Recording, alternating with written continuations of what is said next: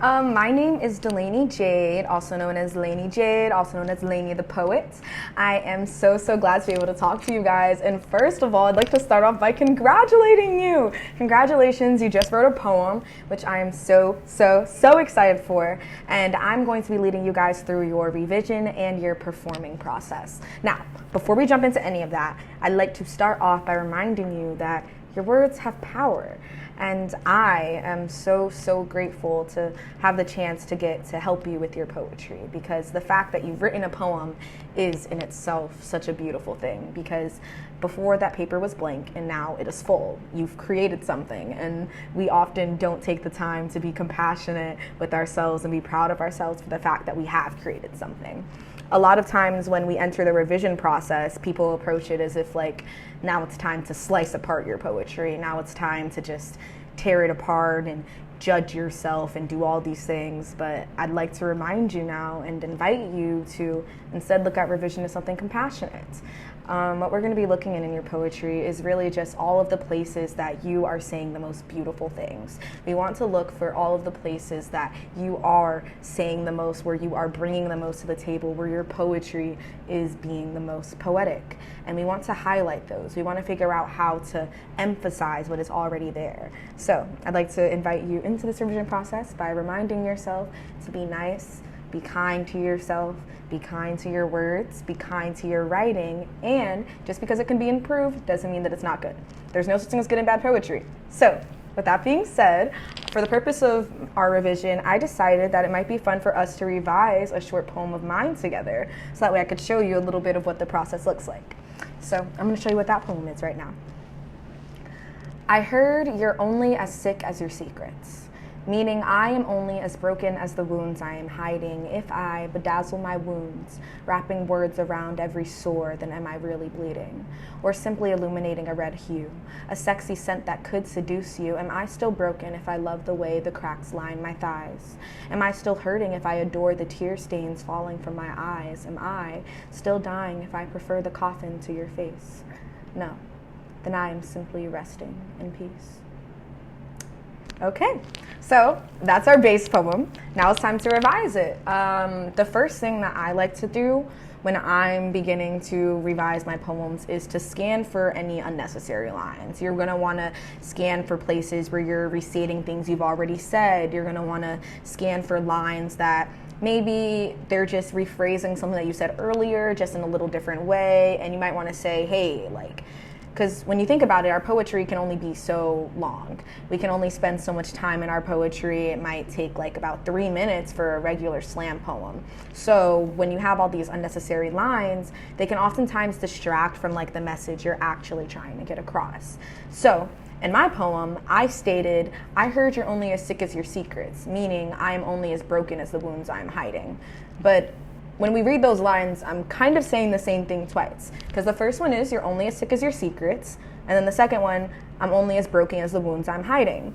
I'm just restating what someone told me, but I could just state the poem by stating the poem. I don't have to explain it. So these are the type of things I could take out during this revision. So instead of, I heard you're only as sick as your secrets, meaning I'm only as broken as the wounds I'm hiding, I can just start off with, I am only as broken as the wounds I am hiding.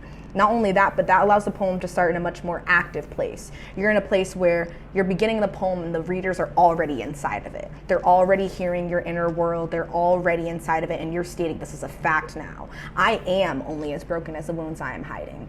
It's no longer a question. It's a fact. So this is how we can use the revision process to kind of emphasize the general ideas that we're trying to bring across. Revision is also a really good place for you to add more poetic devices into your writing. So you can look through your poem, you might want to scan and say, hey, maybe I can add some anaphora here, maybe I can add some alliteration, maybe I can add some metaphors, maybe I can add some similes here, maybe I can show rather than tell. Where can I be more concrete where I'm being abstract? In other words, where can I be more specific where I'm being vague? So a certain place where I found myself able to use more poetic devices was in the stanza, I'm only as broken as the wounds I am hiding. If I bedazzle my wounds, wrapping words around every sore, then am I really bleeding? See, when I read over this stanza, there's a heavy emphasis on words starting with W's and words starting with B's. I have broken, bedazzle, and bleeding, and I have wrapping words and wounds. So I could try to form some alliteration here, since it seems like my writing's already leaning into that. So if I look at this, I have I'm only as broken as the wounds I am hiding. If I change that to perhaps sores, then I wouldn't have to have the word wounds repeated in the next line. And if I have the next line, if I bedazzle my wounds, and I change the word wounds to bruises, now I have if I bedazzle my bruises. So now there's some alliteration, and alliteration will get my audience more engaged in the poem. I also have wrapping words around every sore. Instead of sore, I could say wounds, wrapping words around every wound. Now I have more alliteration. Now, if I restate this stanza, it's now, I'm only as broken as the sores I am hiding. If I bedazzle my bruises, wrapping words around every wound, then am I really bleeding? Now that I've added all those, it seems that there's a more poetic sense to it that you can almost hear. I don't exactly know how to explain it or why figurative language is so cool or how it does all these things in our brain, but somehow when we add these poetic devices, the words just seem to ring truer. The words seem to ring louder. The words seem to hit our hearts more. It's like we can feel the pain because we can feel the way that it continues to climb and be repeated through the same sounds. And it's really interesting when we're able to play with our poetry and play with those sounds. So with moving on, we can also think about the specificity of our word choices. For example, in the poem I state, then am I really bleeding? But the word really isn't really adding anything. I mean, when you think about it, really is a super vague word to use, especially in poetry. Yet I am a poet who is very guilty of saying really all the time. I like being like, oh, I'm really this, or I'm really that. But in reality, really is kind of a bit of a filler word. So this revision process is also a really good time for you to look for those filler words, find words that may not actually be conveying meaning, and see where you can make them more specific. For example, if I were to replace the word really with the word still, then I could convey the fact that I've been bleeding for a long time. Because instead of saying, then am I really bleeding, I'm saying, then am I still bleeding?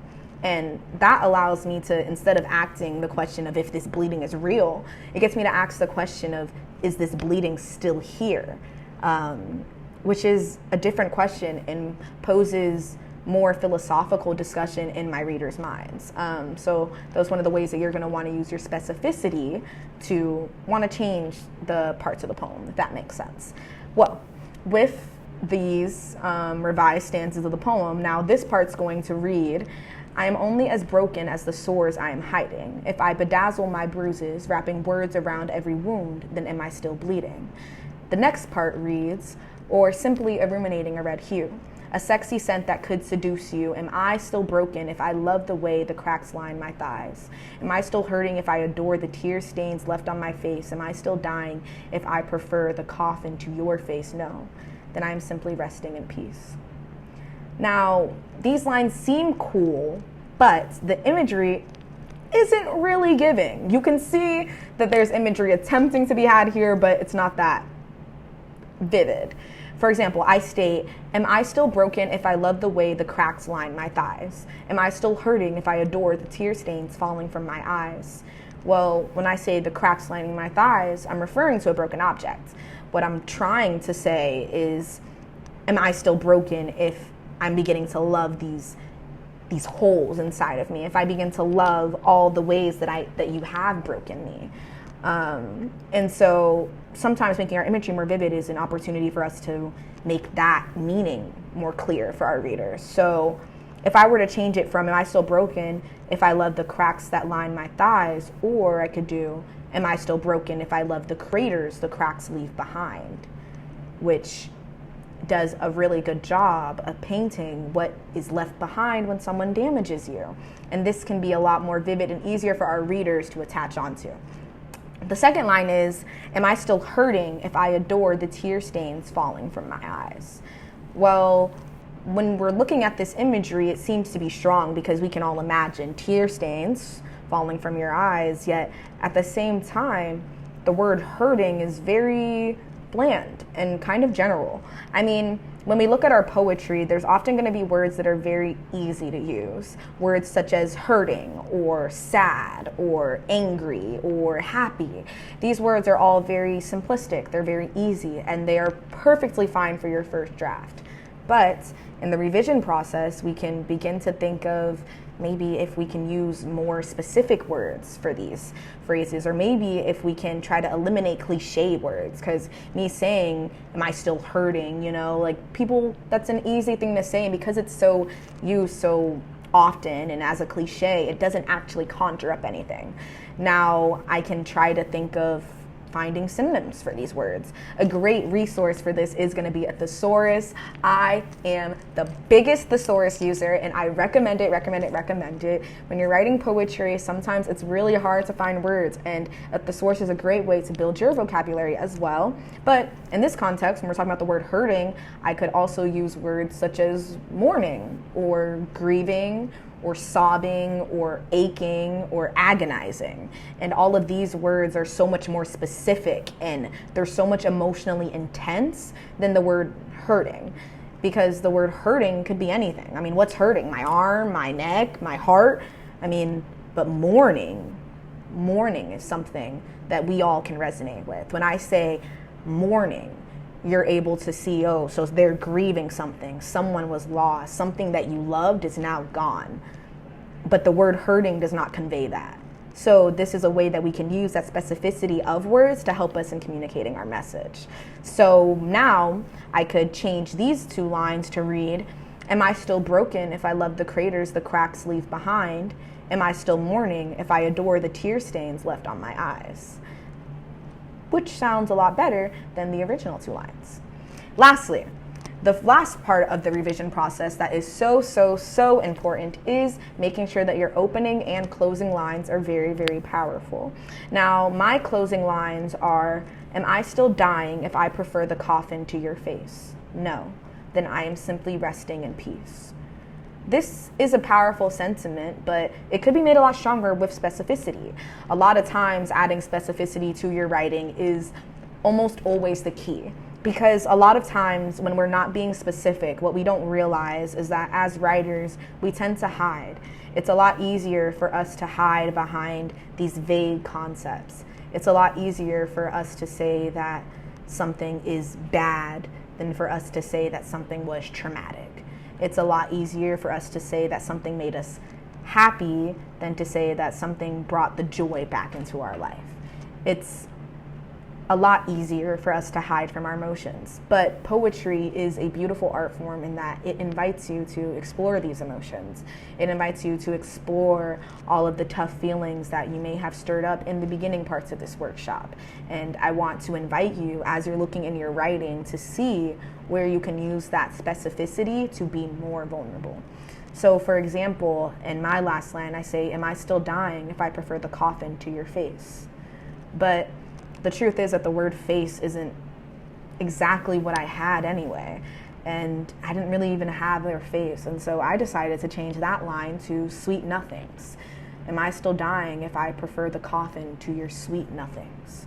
Which means something so much more vivid to all my readers, because now they're able to see that I'm talking about a lover who gave me falsity, someone who fed me something that wasn't real, versus me just saying, do I like the look of the coffin or the look of your face? When I'm able to use more specific things, I'm able to convey more things about the relationship between characters outside of the story without having to actually tell them. So now that I have changed all these things, I can begin to read the poem over. Well, before I do that, perhaps I should consider the last line, which is, am I still dying? Because even the word dying is a little vague, isn't it? I mean, there are different words to convey dying. I could be perhaps rotting. So if we change the word to rotting, then it reads, am I still rotting if I prefer the coffin to your sweet nothings? No, then I am simply just resting in peace. All right. Well, now that we have changed all of the lines, we can reread the whole poem and see what it looks like when we've revised it. It now reads, I am only as broken as the sores I am hiding. If I bedazzle my bruises, wrapping words around every wound, then am I still bleeding? Or simply illuminating a red hue? A sexy scent that could seduce you, am I still broken if I love the craters the cracks leaves behind? Am I still mourning if I adore the tear stains left on my eyes? Am I still rotting if I prefer the coffin to your sweet nothings? No, then I am simply resting in peace. So, this is really nice. In doing this poem again and revising, we can find the poem's a lot more specific now, that the images are a lot more specific, and that the pain conveyed with the kind of sassy tone of the poem can be shown. But outside of my poem, I want to give you some things that you can think of when looking at with your poem. Now that we've played with revision a lot and we've seen a lot of things, I want to ask you to go and look at your poetry and to ask yourself some questions. Look through your poem and look at every single word individually.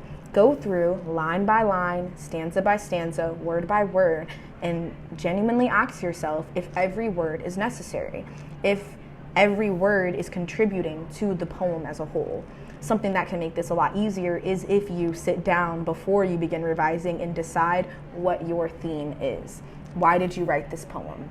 What is the message that you're trying to get across? What is the idea that you want to read in leave in your readers' minds? If you can figure this out and figure out what your goal is with the poem, then when you're looking back at your lines, you'll be able to figure out whether they either achieve that goal or they don't achieve that goal.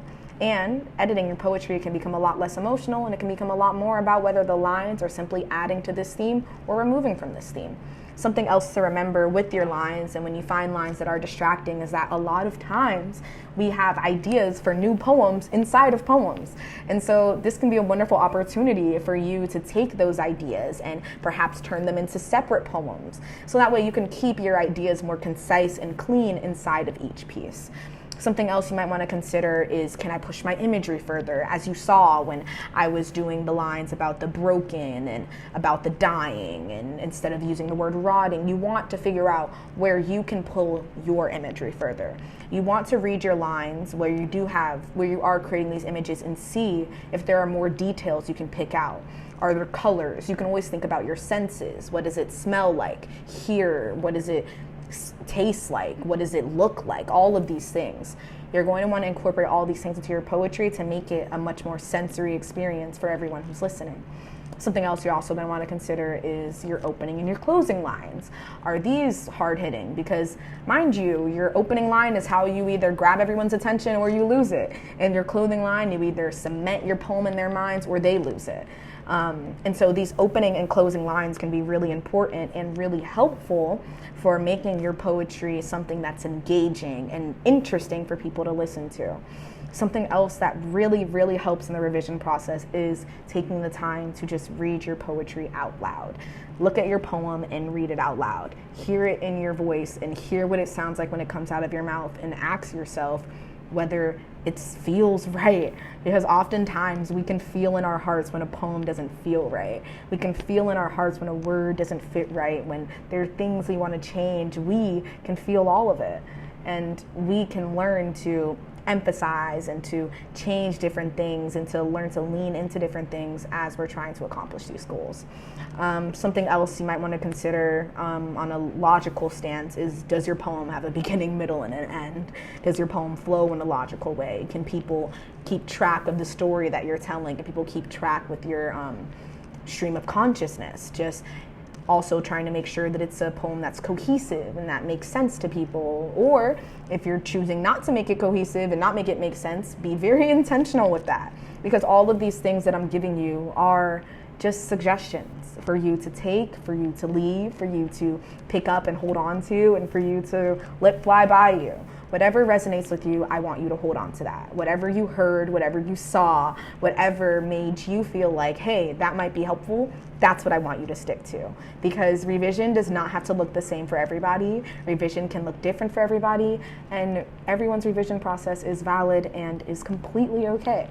But the one thing I will note is that your poem will definitely be a lot better off if you get a fresh pair of eyes. So once you finish revising it, you may want to pass your poem to the person next to you, let them look at it and give you some feedback as well. It's really important to learn from each other, and this is also how we build our creative community. So with that being said, I really hope you guys have enjoyed this revision process, and I am so excited to see how your poems change. Hope you guys have fun doing this, and I challenge you to go and see how you can push yourself further, push your vulnerability further, push your images further, and push yourself further as a writer. Because every time you go further and deeper into your poetry, you are also going deeper within yourself. And what's better than that? All right, thank you guys, and I'll see you when we get to performing.